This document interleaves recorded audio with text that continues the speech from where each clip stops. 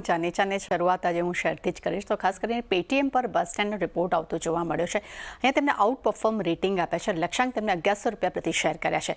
તેમનું માનવું છે કે બ્રાઝિલમાં કંપની ફાઇનાન્સ સ્ટાર્ટઅપ્સમાં 25% હિસ્સો તેઓ ખરીદવા જઈ રહી છે, કે એટલે હિસ્સાનું અધિગ્રહણ કરવા જઈ રહી છે અને લગભગ $1 મિલિયન તેઓ આ પૂરો હિસ્સો ખરીદશે. પરંતુ આ અધિગ્રહણની જે પ્રક્રિયા થઈ રહી છે તે કંપની માટે નેગેટિવ ડેવલપમેન્ટ થઈ શકે છે તેવું બ્રોકરેજ હાઉસનું કહેવું છે. તેમનું કહેવું છે કે સ્થાનિક માર્કેટમાં કંપની હાલમાં પણ હજી નફા તરફ વળી નથી અને હવે તેઓ એક નવું અધિગ્રહણ કરવા જઈ રહી છે. આ કરન્સી એક નેગેટિવ ડેવલપમેન્ટ આપી રહી છે, પરંતુ અહીંયા તેમને રેટિંગ્સ આઉટ પરફોર્મ આપ્યા છે.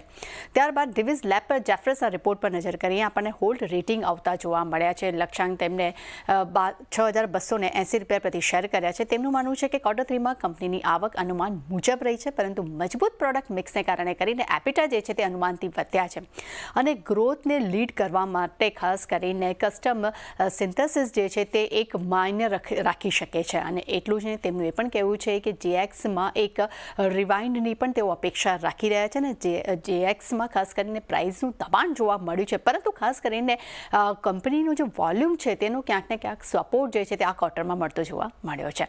ત્યારબાદ ઓએનજીસી પર CLSAના રિપોર્ટ પર નજર કરશો. અહીંયા આપણને આઉટ પરફોર્મ રેટિંગ જોવા મળ્યા છે. લક્ષ્યાંક ₹360 પ્રતિ શેર કર્યા છે.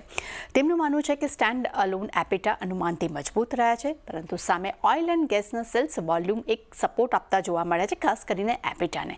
પરંતુ નફો જે છે તે અનુમાનથી 11% ઘટતો જોવા મળ્યો છે અને તેમને FY25 EPS અનુમાન જે છે તે 5% અહીંયા ઘટાડ્યા છે. તે સાથે તેમણે રિપોર્ટમાં એ પણ જણાવ્યું છે કે નવા ફિલ્ડથી પ્રોડક્શન ગાઈડન્સ જે છે તે પૂરું કરવાના માર્ગ પર અત્યારે કંપની પ્રોગ્રેસ કરી રહી છે, પરંતુ નવા ગેસના કુવાઓના આઉટપુટમાં હિસ્સો વધવાની પણ કંપનીને એક ફાયદો થઈ શકે છે. ત્યારબાદ નજર કરી લે એસ્ટર ડીએમ પર. અહીંયા HSBCનો રિપોર્ટ આવતો જોવા મળ્યો છે. અહીંયા તેમને બાય રેટિંગ્સ આપ્યા છે અને લક્ષ્યાંક તેમને ₹580 પ્રતિ શેર આપ્યા છે. તેમનું માનવું છે કે Q3ના પરિણામ જે છે અનુમાન સાથે ઇનલાઇન રહ્યા છે અને સૌથી ઇમ્પોર્ટન્ટ છે કંપનીની હોસ્પિટલ બિઝનેસ. ત્યાં પણ આઉટલુકમાં મજબૂતી જોવા મળી છે. ત્યારબાદ છેલ્લા રિપોર્ટ પર નજર કરશું. એ છે વિનતી ઓર્ગેનિક્સ. અહીંયા મોતીલાલનો રિપોર્ટ આવતો જોવા મળ્યો છે. બાય રેટિંગ્સ છે. લક્ષ્યાંક ₹26 પ્રતિ શેર કર્યા છે. તેમનું માનવું છે કે કંપનીનો ઓપરેશનલ પરફોર્મન્સ જે છે તે ઇનલાઇન રહ્યું છે.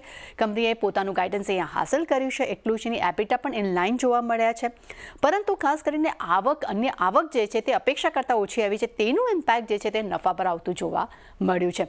પરંતુ ઓવરઓલ ચાની જેટલા પણ રિપોર્ટ્સ આપ્યા છે આજે દરેકમાં સારી એવી એક્શન જોવા મળી શકે છે. જી, તૃપ્તિ.